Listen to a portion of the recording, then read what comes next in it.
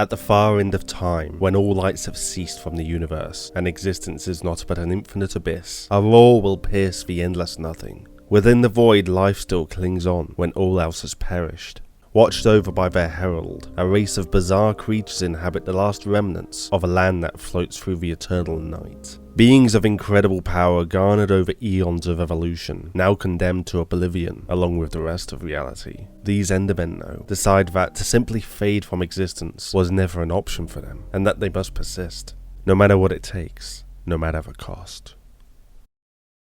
Gods had begun. Humanity had all players deep and challenging, with different is less likely to get me horribly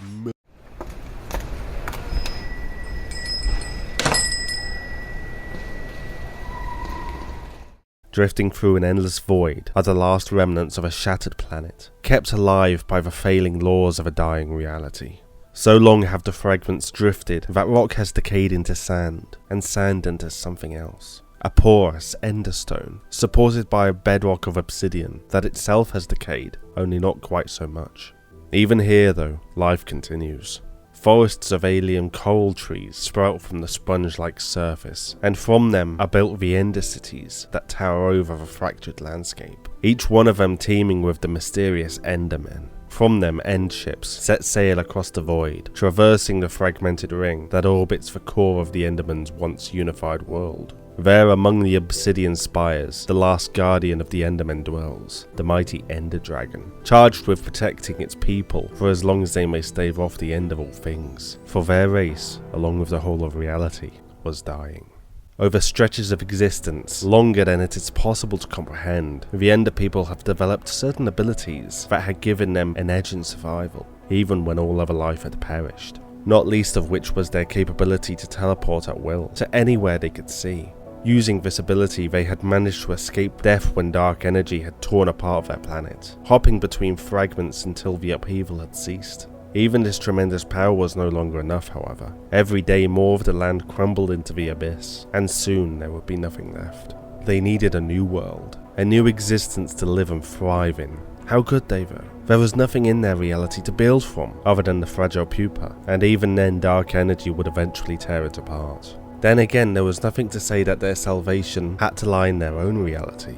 If they focused their ability to teleport enough, then they may just be able to open a rift between dimensions and escape to somewhere else. Unfortunately, it was deemed that a great many of their own people must give up their lives to this effort, as it was the Enderman's eyes that possessed their great ability. After many experiments, it was found that 12 of these extracted Ender Pearls, as they were respectfully termed, should be enough to pierce the fabric of reality. But for some reason it was not enough. The cosmic power that flowed through every Enderman had been lost when their eyes had been extracted. The pearls still possessed their ability to locally teleport, but no longer possessed enough power to open a portal. The Ender people only knew of one such source of power in their world, that of the Ender Dragon itself. Sacrificing even more of their people, they endeavoured to collect the breath of the dragon to power their portals, and after many attempts they finally succeeded. At last the portal would be opened, and their kind would be saved. None of them could expect how utterly alien the world they would find would be though. Instead of islands floating in a void, there was land stretching out as far as the eye could see, a sun shining overhead, bathing the world in light, and structures that resembled chorus trees, only these were huge with green canopies. The Endermen didn't even know if they could survive here, but at this point, there was little of a choice. They would have to observe the world, its odd inhabitants, and investigate every aspect of it. Eventually there would have to be those who actually tried to live there. Even so, the environment was intolerable for long stretches of time, and any who lived there permanently would have to have their memories wiped of everything they had ever known in the end.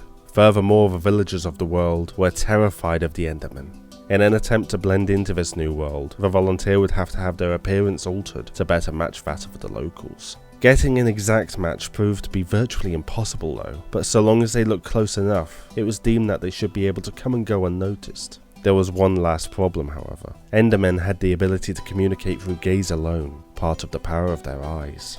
If the interloper were to encounter any Endermen still conducting surveys on the new world and look into their eyes, then they may begin to remember their true past and be driven insane by the duality in their mind. Therefore, it was decided that to avoid this, interlopers must be sacrificed in the event of any eye contact and be replaced with another willing volunteer as soon as possible.